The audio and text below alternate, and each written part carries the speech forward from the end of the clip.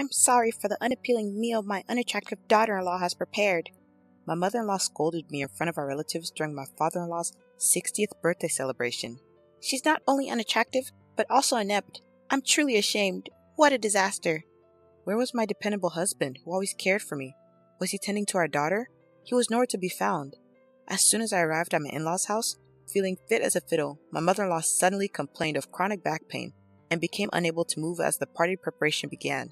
She delegated all the preparation work to me. Later, she continued to belittle me in front of our gathered relatives who were there to celebrate my father-in-law. She turned the once lively and cheerful mood into something resembling a wake. Then, my father-in-law stood up and broke the silence. Is that all you have to say? No one could have foreseen the series of unimaginable events that this single phrase would trigger. I'm Sarah, and I'm 35 years old. 6 years ago, I married my husband, Michael, who is 3 years younger than me. We also have a 5-year-old daughter. My mother-in-law seemed displeased with me since I was older than her son. Every time we visited her house during New Year's, Memorial Day, or national holidays, she'd make sarcastic remarks at me in my husband's absence. I wish I had a younger, vibrant, and cuter daughter-in-law, not a woman full of age spots like you. Do I really look that old? Yes, very! Don't you see your own face in the mirror every day? It does hurt to be criticized about your appearance, especially as a woman.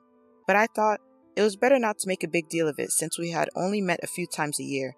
However, this seemed to irritate her even more and she began to use more harsh words. You're quite thick-skinned for an old woman. You don't get upset no matter what I say. I find it annoying that you don't show a shred of modesty. Yeah. What should I say to my mother-in-law, who only says things that make me feel at a loss for words? In front of my husband, she hides her true dark nature and speaks kind words to me. My husband seems to have no idea that I'm being mistreated by her. But if I were to accidentally vent my frustrations, I would likely be the one blamed, so I've always held back. Visiting the house with my mother-in-law present felt truly burdensome. However, it was a significant celebration for my kind father-in-law's 60th birthday. Many relatives were gathering, and we were having a grand event, so I decided to attend. My father-in-law is a quiet man who doesn't talk much, but he wraps me in his subtle kindness. When I'm feeling down because of my mother-in-law's nasty words, he gently approaches me and speaks to me. Sarah, if you're having a hard time, feel free to tell me. If it's alright, I'd like to be there for you. I wonder if my father-in-law realized that I was being harassed by my mother-in-law. But to protect me from further harassment behind the scenes, he consciously refrained from openly supporting me. To celebrate such a warm-hearted father-in-law, our family left early in the morning and drove 3 hours to our in-laws' house. I was feeling a bit under the weather with the low-grade fever and lingering fatigue, so my husband, Michael, took it upon himself to do all the driving. On reaching my in-laws' place, my mother-in-law stepped lightly out of the front door with a gleeful expression. Well, well, look who's here. It's been a while. Michael, you should show your face more often. Oh dear, you look tired. Well, I've been driving non-stop, so it can't be helped. I see, you've worked hard. I'll get the bed ready right away. Why don't you go rest in the back room? I think I'll take you up on that. Sarah, you should get a rest too. You've been taking care of the kid in the car. You must be tired. Besides, you don't seem well. Oh dear, Michael, you didn't know? I called Sarah yesterday and we planned to go shopping together for the 60th birthday celebration. You go and rest. Sarah, once you've put the luggage at the entrance, we'll head out. Of course, no such communication had come, and I don't remember making any such shopping promise. Having looked after our energetic 5-year-old daughter, I'm exhausted, and since I'm not feeling well, I'd like to rest too. Since Sarah's not feeling well, let her rest. The shopping can be done by you. But it's your father's big celebration. I want to choose the best ingredients with Sarah. Sarah, you'll keep your promise with me, right? She certainly knows how to make a good excuse. Without giving me a chance to refuse after setting down the luggage, she forcefully pulled me by the arm and shoved me back into the car we had just gotten out of. Then, glaring at me fiercely, she snapped, I don't think you need time to rest. However, right after that, she switched her expression to a big smile and loudly said, Thank you for driving the car. I'm so happy. Knowing my mother-in-law, if I opposed her now, it would surely make the whole day a disaster. I reluctantly got into the driver's seat. I'm fine, so Michael, you just rest.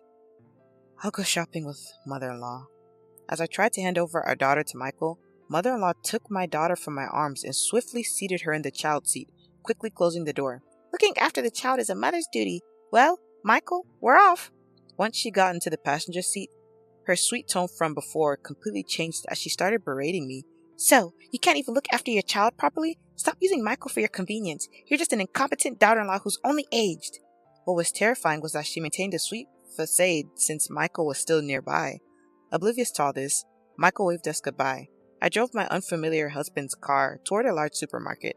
Of course, there was no way mother-in-law would stay quiet during the drive, and she started lecturing me right away. I'll make you regret lazing around while making my son drive. Mother-in-law, please don't say such scary things. I've been feeling feverish and fatigued since this morning. Your poor health is due to your bad management. Also, your crow's feet have increased, and the spots on your cheeks have darkened. I can't even bear to look, and your skin has lost its elasticity. I had lost all my energy to respond to her harsh words, and barely managed to arrive at the supermarket, nodding along the way. This is really exhausting. I wonder how all the other daughter-in-laws in the world manage to endure such treatment from their mothers-in-law. My high-spirited mother-in-law, without even a word of thanks, jumped out of the car and swiftly handed me 2 shopping carts. You're so slow! Get a move on! When I tried to avoid the crowds, she swiftly moved forward, filling the shopping basket with luxury foods like USDA prime beef, crab, salmon roe, and melons. And then she started to add in things clearly not needed for the day. Mother-in-law, do we need these urgently? I asked.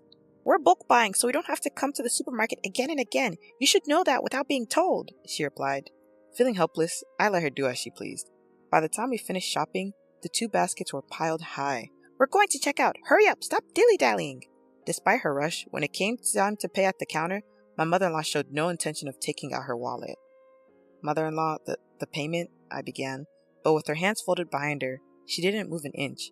When I asked for the money again, she glared at me and got angry. You should pay for everything. Excuse me? I stammered. As a wife, it's your duty to entertain your husband's father. Don't be stingy and just pay. I ended up having to pay a total of $300 at the cash register to avoid making a scene. Not having any cash on me, I paid with my credit card. As a part-time worker trying to raise a child, this was a significant blow to my finances. And to make matters worse, I had brought $300 as a birthday gift for my father-in-law's 60th birthday, but I couldn't use that. The expense meant I would have to cut back even more on our living costs in the future, and the burden that had already been heavy just became even heavier. I wonder how I should tell this to Michael. If I report this, mother-in-law might cause a fuss. During the car ride home, my mother-in-law kept hurling insults at me. It was almost impressive how many different insults she could come up with. By the time we arrived home, my husband was still asleep, probably due to exhaustion. Upon seeing this, my mother-in-law smiled slyly and began to take advantage of me. After you put away the groceries, go weed the garden right away. Please, can I rest a bit? You have no right to defy your mother-in-law. This is the consequence for making Michael drive alone. So this is what you meant by making me regret, I murmured. If you have time to move your mouth, just go and move your hands. Hurry up, we're short on time. After weeding, clean the bathroom and the toilet. Despite the unfairness of the situation, I had no choice but to endure it for the day. I weeded the garden and then cleaned the grimy, yellow-stained bathroom and toilet, thinking that once the 60th birthday celebration was over, I wouldn't have to see my mother-in-law for a while. My husband woke up just as I had finished cleaning and looked surprised to see me. Sarah, are you okay? If you're not feeling well, don't overwork yourself. Take a break now. Thank you. I'll take you up on that offer. Ouch! That hurts! Just as I was about to lie down, my mother-in-law suddenly let out a loud yell, clutching her back. Although she had been lively just moments before, she started complaining about sudden back pain. My mother-in-law, who always presented gentle demeanor in front of my husband, suddenly let out a weak voice. This is troublesome. My back hurts so much, I can't do anything. My chronic back pain has flared up again. I won't be able to cook before the relatives gather. Sarah, you're my only hope. But oh, what should I do? As much as her sorrowful demeanor seemed a bit staged, if her chronic back pain was genuine, then it would indeed be impossible for her to stand in the kitchen. Reluctantly, I pushed my weary body, asked my husband to look after our daughter, and started cooking. Sarah, are you sure you're okay? I'm fine. I always cook, remember? To my husband, I put up a brave front, but my body was already fatigued. Yet, it was an important day for my father-in-law. I felt that I couldn't afford to take a break. My head is spinning, and somehow the smell of food is making me sick. But I have to keep going for my father-in-law. After I managed to finish cooking, my father-in-law came into the kitchen to check on me. You've worked hard.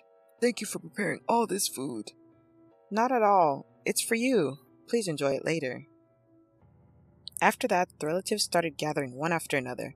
Everyone wished my father-in-law well, creating a lively atmosphere. As we finished the toast and were about to start eating, my mother-in-law started saying something shocking. I'm sorry, everyone, but due to my chronic back pain flaring up on this important birthday celebration, the food was all cooked by my daughter-in-law. I apologize for the unappetizing food made by my unattractive daughter-in-law. Both my father-in-law and husband froze at my mother-in-law's sudden outburst. My daughter-in-law is not only unattractive, but she's also clumsy, a total failure. It's truly pitiful. Ouch! My mother-in-law exaggeratedly rubbed her back, continuing to disparage me. She's so clumsy that without my support, she can't do anything. I wonder if she can even take care of her own child. I'm so worried about whether Michael can manage with such a woman as his wife. What was supposed to be a festive atmosphere quickly turned gloomy, resembling more of a wake than a celebration. My usually supportive husband, who was supposed to be looking after our daughter, was nowhere to be found. At that moment, my father-in-law, who had been sitting quietly, suddenly stood up. Is that all you wanted to say? Huh? Seems like it. Maybe. We should kick out the useless one then. Following his words, my husband entered the room, holding our daughter in a suitcase. His face was unusually stern. Dad, as you said, I've packed her stuff. My mother-in-law smiled at the sight, seemingly pleased. Sarah, looks like you're getting kicked out. But to her surprise, my husband handed the suitcase to her. What? My father-in-law's booming voice added the final blow. Take that and get out of this house right away! Although she seemed unable to comprehend what was happening, my mother-in-law quickly understood the situation. Why should I be the one kicked out? It's Sarah who's useless. The bathroom is always covered in mold, the toilet left dirty, and you call Sarah useless when you barely cook anything, not to mention how harshly you've been treating her. I've had enough. It's the mother-in-law's duty to discipline the daughter-in-law. I was only pointing out her shortcomings. Discipline? What era do you think we're living in? Realizing that an angry father-in-law, eyebrows raised, wouldn't take her side, mother-in-law turned to her usual theatrics and began crying to my husband. Michael, don't misunderstand. We might need to take care of your father someday, right? So, I was teaching Sarah how to be a good wife, as tough as that was. Take care of him? That's a laugh. I won't be fooled by you anymore. You've just been bullying Sarah. Even today, despite feeling unwell, she came along to celebrate Dad's 60th birthday. Sarah volunteered to celebrate, didn't she? Don't lie. You also made her pay for the groceries, didn't you? I found a receipt from today in her bag when she was trying to take out candies for our daughter. It shows that Sarah paid with her credit card. I just asked her to pay because I didn't have any cash on hand. I was planning to pay her back, honestly. Really? If I hadn't noticed, you would have just kept quiet. I've turned a blind eye to the common mother-in-law and daughter-in-law issues, but you're going too far. I'm fed up with living with a spiteful old woman. Seeing my husband and father-in-law turn away from her, mother-in-law began to blame me with all her usual acting prowess, tears streaming down her face. So, Sarah has been making false accusations about me. That's terrible. You're all making me the villain. No, I haven't said anything, but it's a fact that you've been bullying me, isn't it? For the sake of father-in-law and my husband, who had gone to great lengths for me, I gathered the courage and spoke the truth for the first time. I would no longer let mother-in-law have her way. That's right. We heard about it from Mia. We also know about the nasty comments you made about Sarah at the supermarket and in the car. Afterwards, you made Sarah do all the weeding and cleaning the bathroom and the toilet. Yeah, Grandma was mean to Mommy. She made her clean a lot of places. You can't trust what a child says. Mia doesn't lie. Let's check the dash cam footage. That should clear everything up. Michael, could you do that? Good idea, Sarah. I'll do that right away. What is that? Ignoring his mother's question, Michael went to the car parked outside, started the engine, and began playing the dash cam footage. The latest device, which can also record the inside of the car, was installed, so even facial expressions were clear. Ah, it's showing. She was saying these things. I'm shocked. Everyone, come over here and watch this. Relatives who had followed to see what was happening all checked the footage. Upon viewing, they began to comment. This is terrible indeed. Wow, this is the worst. Mother-in-law, who had stayed in the house insisting she wasn't at fault, began to panic as the atmosphere grew tense and ran barefoot toward the car. Everyone was taken aback by her swift movements, despite her supposed back pain. So, the back pain was just an act then. I'm all better now. After casually responding to my words, she tried to awkwardly seat herself in the driver's seat to turn off the dash cam, but she was firmly held by my father-in-law, making it impossible for her to move. Stop this right now. Don't look at them. But it was too late. No amount of yelling could help her. With all her misdeeds exposed, my mother-in-law, stunned and speechless, sank down helplessly. That's when my father-in-law casually handed her a single piece of paper. I filled in my part. You just need to write your part and submit it. What? Isn't this a divorce form? I had it prepared just in case. I never thought I'd have to use it. Don't ever cross my doorstep again. Wait a minute. I promise to stop harassing Sarah. Please forgive me. The sight of my mother-in-law begging for forgiveness with tears in her eyes was truly pitiful. But this too was likely an act. I firmly pushed my mother-in-law away. You let the cat out of the bag about bullying your daughter-in-law at the end. I will never forgive you. You might want to leave before the neighbors gather around. Oh no. This is terrible. The commotion attracted the attention of neighbors who watched from a distance. Perhaps not wanting to make a scene, she promptly took the divorce form and suitcase, and her supposed back pain was nowhere to be found. She rushed out of the garden. The villain had been dealt with, but I returned home filled with guilt. I'm sorry for all this during your 60th birthday celebration, Dad. When I earnestly apologized, he responded, Sarah, you did nothing wrong. I'm sorry for all the trouble we've caused. Let's start over. My father-in-law smiled. The relatives also watched with kind expressions. Later, they praised the dishes I had prepared and ate heartily. At that moment, all the fatigue seemed to fly away. Thus, we celebrated my father-in-law's 60th birthday in a grand manner. My mother-in-law, who was initially reluctant to agree to the divorce, eventually agreed, and they divorced amicably. It was also revealed that she had been misappropriating funds from my father-in-law's account, and she was ordered to repay $10,000 that she had spent recklessly. Unable to find work due to her lack of experience, she now works as a janitor in an office building late at night. With barely any money left, she lives in a rundown apartment that's seen better days. On the other hand, I found out that I was pregnant with my second child. It seemed that the feeling of discomfort I had earlier was due to my pregnancy. 5 months have passed since then, and my husband Michael has been very caring. The ultrasound revealed that we're expecting a boy. Both Michael and my father-in-law are looking forward to his arrival. Already excited, my father-in-law sent over blue baby clothes. My adorable daughter is overjoyed at the thought of having a younger brother and practices taking care of a baby with her dolls every day. Watching her gives me immense happiness.